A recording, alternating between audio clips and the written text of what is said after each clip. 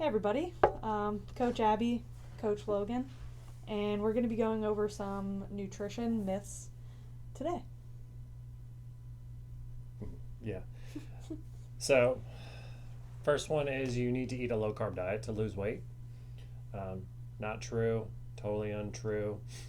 Where that kind of starts, it's more based off of the Atkins diet. Now it's keto diet. So, those are the ones that kind of popularize it. But mostly it's just about diet preference and what you can adhere to in a caloric deficit.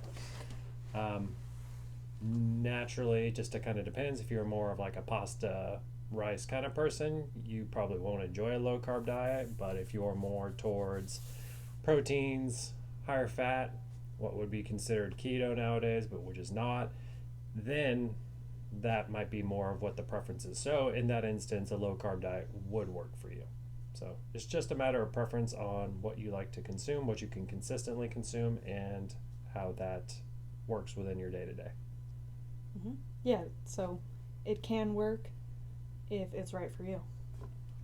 Perfect. It can work if it's wrong for you, but it won't. It'll be a lot less enjoyable, and it won't work as consistently or for as long. So, and that's just any specific diet in general. Yes. So. Starving loses weight. Yeah. If you don't eat food, you'll lose weight. Yeah. So, mostly. So, sticking with the theme of consistency, the next myth was that you need to eat breakfast. Most people have been told that breakfast is the most important meal of the day. That, eat your Wheaties. If you're not having 600 and 1,000 grams of sugar from your breakfast cereal, you're missing out. Orange juice, toast, cereal. Yeah, that's all you need. No protein whatsoever. So, breakfast, if initially break fast. So whenever you have your first meal of the day, you're not consuming. Well, you're consuming food, so you're breaking your fasting. That's all breakfast is. Now, this can happen for anybody at any point in the day. If you're a shift worker, breakfast can be anywhere in the day. If you're not a shift worker, or if you're skipping that first meal of the day, that first eating window of the day, and then you're having lunch, that's technically, in this instance, breakfast. But what is breakfast? Why is it important? So where that kind of started was you need fuel, you need to not be malnourished, you need to have this consistent schedule, go to school and all that stuff. Nowadays, the more popularized thing would be intermittent fasting. So that basically eliminates breakfast altogether, or dinner if you're on the back half of the day. What intermittent fasting is, in a nutshell, you have an eating window. It can be 8 hours, it can be 6 hours, it can be 4 hours, it can be 10 hours, and you have that allotted time to consume as food as you would see fit. Now, still the same caloric amount. Still the same caloric amount. Not starving yourself. Yes. So that makes it a little bit harder to consume higher calories. So people do have the tendency of losing weight when they're on a intermittent fasting protocol, as opposed to eating breakfast, consuming food for my stomach's growling because I'm intermittent fasting right now. So yeah, the consistency aspect of it depends heavily on the individual. If you wake up in the morning and you have to get your kids and you're rushing and you can't start your day with food, that's fine. You don't have to down something terrible that's really quick, like a bar or a piece of toast with Nutella or something that's just not appetizing, to force yourself to eat. If you're not hungry, you don't toast have with to Nutella eat. sounds amazing. Yeah, no, that's very appetizing. It's not nutritionally sound. Yeah, no. That's more a sweet treat. Yes. Yeah. Then definitely, and you wonder why you're lethargic at 10 o'clock. So take the opportunity to do the things you need to do, and when you're able to actually sit down, have a good meal, have that meal, or in the morning, prep that meal, so where you can have your lunch, you can have a good balanced meal of protein, some good fats, vegetables, and maybe some fruit with it. Mm-hmm. Again, same thing as the last point. It's not necessarily good or bad, or like always this, never that. It's whatever ends up working for you. So if no breakfast works for you, for even if it's just a certain period of your life or for a certain time or whatever it is, it's okay. And then just figuring out how to feel yourself properly around the fact that you're not having breakfast or whatever it is. Your stomach is... It's so It is speaking to us. Oh my god. It's 11:30. Yep. Almost. I have a protein shake. No, it's fine. Okay. It's fine. Yeah, so again, you know, the myth is that you always have to eat a certain way in whatever that certain way is said to be, and the actual truth is, if it works for you, then you should eat that way. And if it doesn't work for you, then you can keep searching to find other ways that do. So. Yes. Yeah. Next. Oh, no, I was going to say, side tangent. Coffee has oils in it that suppress appetite. So maybe start your day with a cup of coffee. Could be decaf if you Have don't some have water the caffeine. first. Speaking from somebody who doesn't drink enough water in the morning, but yes. the acid can really not feel great on the belly. So yeah, it is making you hungrier right now, though, I think.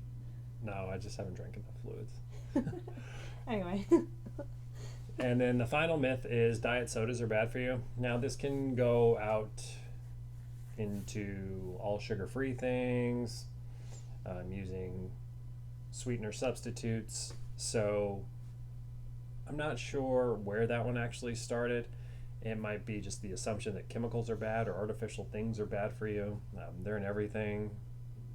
Test your water source one day if you're interested in seeing what kind of junk goes into your body. Especially in Pittsburgh. If you drink tap water, oh my goodness. God help your soul. That's going to be terrible news. Oh my gosh. Get a water testing kit and see what kind of arsenic, lead, if you're in Pittsburgh, like coal. See what's in your water. And we digress. So, diet sodas. New research study came out, and it was a meta-analysis. I'm not sure who did it. I can't remember who performed it. But it did show that those who consume diet soda on a diet are more likely to lose weight than those who don't. So there are... I'm still so hungry. How many times if I was good at editing, we'd have like a counter of how many times Logan's stomach growled and go here like ting ting ting ting ting ting. Sounds like you have to do that. Yeah, right. Like 6 times.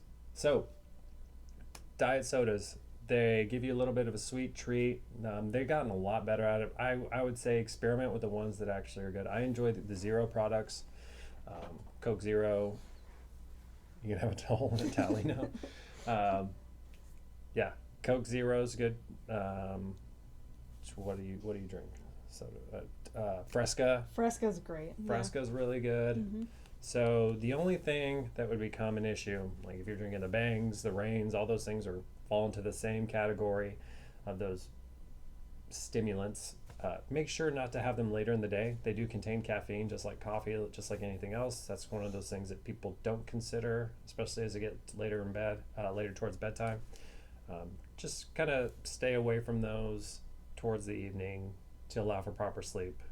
But caffeine options are out there. Some of them, if they're like a caffeine-free soda specific, some might still have a little bit of caffeine, but it will say on the back of the label how many milligrams of caffeine per serving are in those. So I think Coke Zero is maybe 38, 39, Mountain Dew's up in the 60s, Pepsi One's up in the 60s. So I can add up really quickly if you're having it.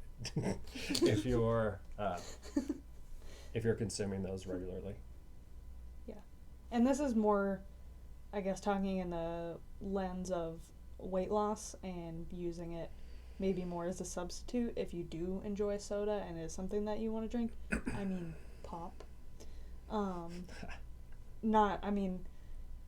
Is there a larger conversation around like just for overall health, or is the research There's no mostly just from a weight loss? There has not been shown to show any deleterious effects. But I mean, if you're over consuming sugar, who wants to have a bolus of sugar?